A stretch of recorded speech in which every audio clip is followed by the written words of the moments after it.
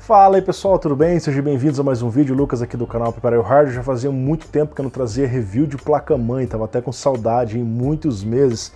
E hoje eu trago para vocês a primeira X570 Mini ITX aqui do canal. Já trouxe uma Z490 ITX, inclusive do mesmo modelo, né, uma Aorus Ultra. Aqui nós temos uma X570i Aorus Pro Wi-Fi da Gigabyte. Para aquele público que quer montar uma plataforma Ryzen, seja com foco em jogos ou em trabalho, um gabinete muito compacto que é o Mini ITX, para você deixar de repente na sua mesa ou deixar na sua estante, no painel da sua sala, para jogar games mais high-ends, dependendo da sua placa de vídeo, obviamente, né? Mas enfim, pessoal, hoje os testes eles vão ser conduzidos no habitat natural dessa placa, ou seja, eu vou colocá-la dentro de um gabinete Mini ITX, junto com o Ryzen 9 5900X, que é um dos melhores CPUs que a gente pode colocar nesse tipo de placa, para ver como que a temperatura do VRM se sai e a temperatura do SSD se sai nessa situação mais agressiva, tá? Para testar então o que a placa tem a nos oferecer, tá certo? Mas antes dos testes eu vou fazer aqui um breve resumo dos principais diferenciais da placa. Eu não vou falar item por item porque tem muita coisa que repete, toda a placa tem um conector de 8 pinos, um de 24, né? Mas eu vou focar realmente no que ela mostra em relação às outras. Na parte de trás dessa placa, ela tem um backplate de metal que serve tanto para proporcionar uma rigidez maior para a placa, né, reforça ela, quanto serve também como um dissipador para o VRM, porque por trás da área dos Power Stages tem um thermal pad que faz o contato com esse backplate, ou seja, ele ajuda a retirar o calor do PCB que está irradiando desses componentes, fazendo com que os componentes em si que ficam na parte de cima tenham uma temperatura melhor. Isso é uma coisa bem interessante.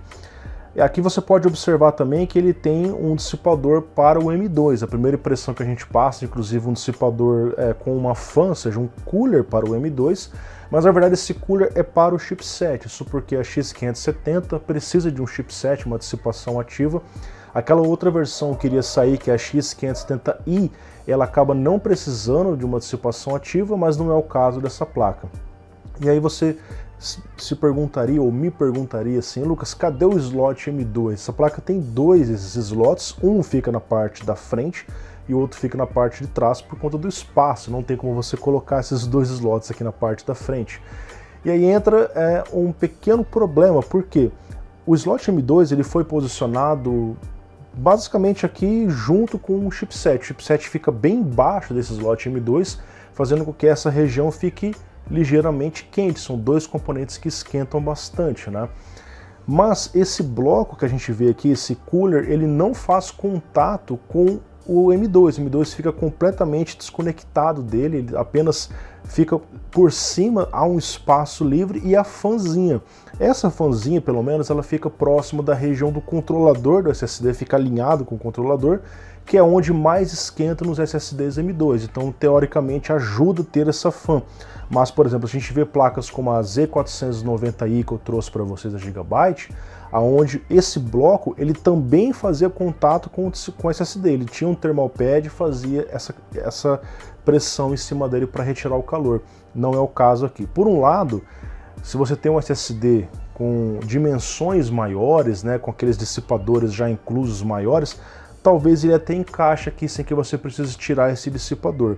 Mas se você coloca um SSD que não tem dissipador ou o dissipador é muito fininho, você acaba ficando com esse espaço vago no meio, que na minha opinião poderia ter sido melhor aproveitado com uma conexão, um contato maior, nem que a fan fosse um pouco deslocada mais para a parte de lado, assim, né? E diferente das placas B550, né, que se tornaram mais populares hoje em dia por conta do preço, normalmente mais acessível, e oferece um VRM a nível de X570, o chipset X570 ele oferece PCI Express 4.0 para propósitos gerais. Então nas B550 a gente tem um mix entre 4.0 e 3.0, já no X570 a gente tem mais opções 4.0. A gente tem um slot X16 4.0 e dois slots M2 com suporte 2280, 4.0 também, você pode usar 3.0 obviamente, né?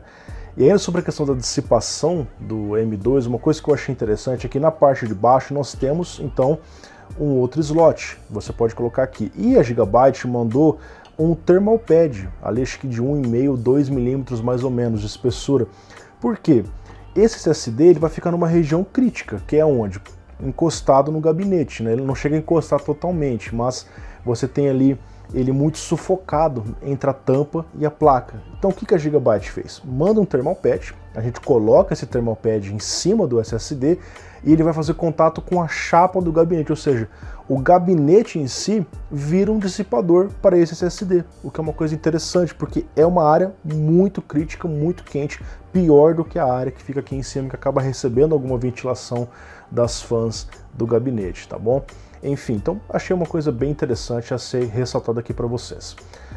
Sobre a parte de trás, então, da placa, nós vemos aqui várias conexões, né, as USBs, inclusive uma incomum quantidade de saídas de vídeo, né, a gente tem ali 2 HDMIs, um DisplayPort, é difícil de ver essa quantidade de conexão para uso on-board. Perde um pouco o sentido se você for usar, por exemplo, um Ryzen 9 sem gráfico integrado, então fica 3 conexões, o espaço aqui que poderia ser aproveitado para, de repente, mais USBs ou algum outro tipo de conexão, mas se você vai usar uma nova APU, agora sim faz sentido, né? Pô, vou usar um 5700G, tudo bem, aí você vai ter o uso do gráfico integrado aqui, um 5600G, mas se você vai usar qualquer outro processador, essas conexões acabam não fazendo sentido. Aqui na parte de trás a gente tem no módulo Wi-Fi de alta velocidade, né, o Wi-Fi 6AX200 com Bluetooth 5.0 e o botão Q Flash Plus para você regravar a BIOS. Eu senti falta do botão Clear CMOS mesmo, porque de repente se você precisa dar um Clear CMOS, você teria que desmontar, abrir aqui e acessar a conexão da própria placa-mãe, e isso no gabinete Mini TX é meio complicado, com tudo instalado, né, às vezes ali bem mal organizado, mas enfim, uma coisa, um extra que eu percebi que nessa placa a Z490 Ultra também não tinha.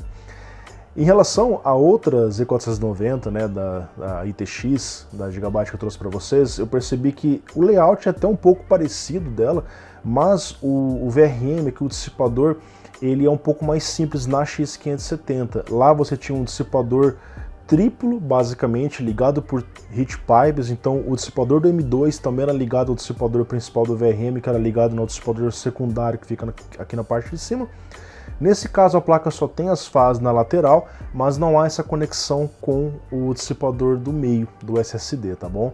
É um dissipador que tem uma dimensão razoável, claro que no ITX a gente tem algumas limitações, mas não é um dissipador tão grande assim, a gente vai ver na prática depois como é que esse dissipador se sai, tá bom?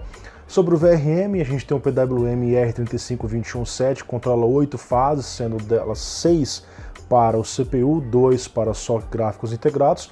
Agora a Gigabyte trocou os DRMOS, antes ela usava ali uma variação para o SoC de um outro componente, agora ela usa todos os 8 Power Stages, aqueles TDA 2172 de 70 amperes, que é utilizado nas melhores placas Mini TX, em placas high-ends, você vê por exemplo ali a X570 Extreme, que eu já trouxe o review, ou a X570 Godlike da MSI, são placas fenomenais que usam os mesmos componentes aqui, isso porque nós estamos falando de uma placa que vai ficar no gabinete fechado e a gente precisa ter componentes muito robustos para aguentar a temperatura e fornecer alta performance.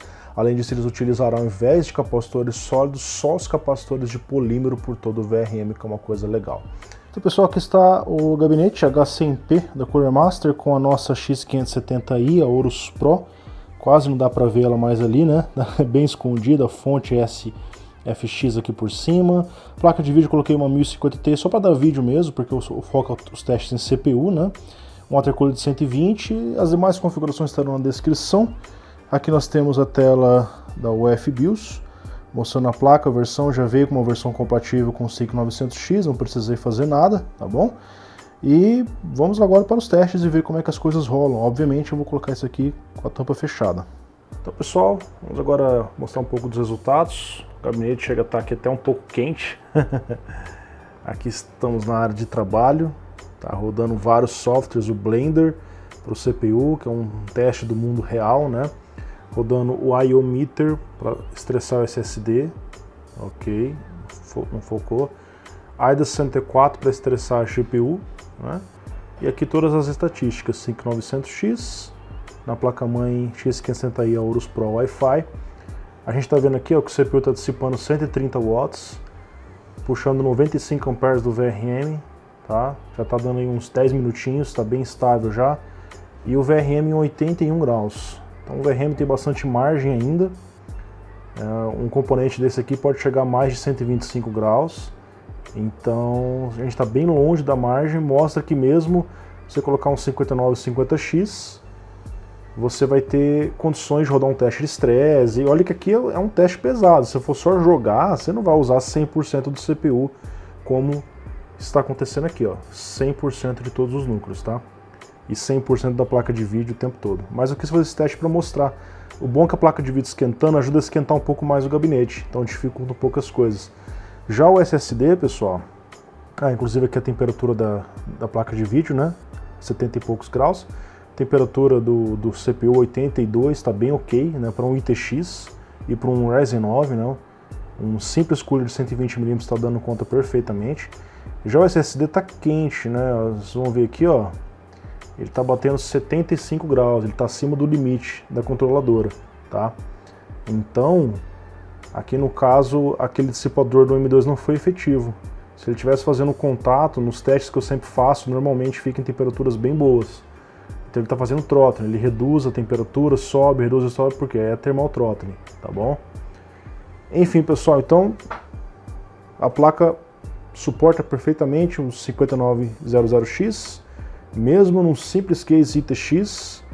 O negócio aqui vai tranquilamente. Olha aí, ó, todo o nosso hardware. Então, pessoal, chegando ao final de mais um breve vídeo, espero que esse vídeo tenha sido útil, os testes tenham sido úteis para vocês. Por ser um produto de nicho, é natural que esse tipo de placa acabe custando mais. Lá fora a gente vê, às vezes, o preço até bem parecido, mas como vende pouco por aqui e chega poucas unidades, normalmente o preço dessas placas costuma ser bem alto. Na época que eu peguei essa placa, ela estava custando cerca de R$ 2.300 na Terabyte Shop. Está esgotada nesse momento, então só devia ter essa ou, sei lá, mais uma dessas placas, porque não vende tanto. Mas as X570 a gente consegue achar nos modelos ATX mais simples na casa dos 1.300, às vezes 1.500, 1.600 reais, tá? Então, quando você vai montar um Mini TX, esteja ciente que você vai gastar mais com isso numa placa de vídeo Mini TX, numa placa mãe Mini TX, um gabinete que seja decente, tenha um bom airflow para isso. E enfim, inclusive o cooler, que normalmente não são todos os gabinetes que comportam todos os tipos de cooler, às vezes tem coolers mais caros específicos para Mini TX também. Mas de qualquer forma o mercado tem passado por uma grande turbulência, então mesmo as placas X570 normais têm ficado muito caras ultimamente, né? E acaba ficando complicado montar um setup usando uma X570, por isso que muitos têm preferido as B550 ou até mesmo chipsets inferiores. E tem um outro ponto, né, por ser uma placa compacta, é difícil você montar um setup, um hardware tão poderoso num espaço tão curto, então eles têm que usar componentes de melhor qualidade, o que também faz com que esse tipo de placa encareça um pouco. Enfim, espero que esse vídeo tenha sido útil, um grande abraço para vocês. Eu agradeço se vocês deixarem os seus comentários aqui embaixo, sua inscrição e o compartilhamento me ajuda muito. Valeu, falou, tchau, tchau.